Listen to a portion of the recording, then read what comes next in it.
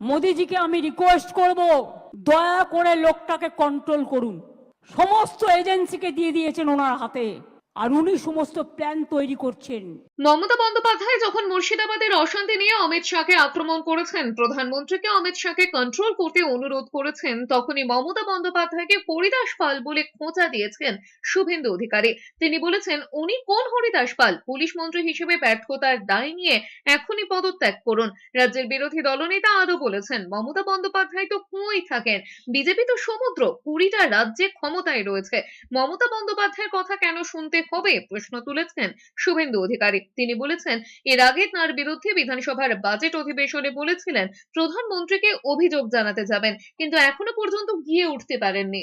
উনি কে? হরিদাস পাল। উনি আমার বিরুদ্ধে এর আগে বিধানসভার বাজেট অধিবেশনে বলেছিলেন প্রধানমন্ত্রীকে অভিযোগ করতে যাব। জাননি কেন? উনি বলেছিলেন বিরোধী। উনি কে?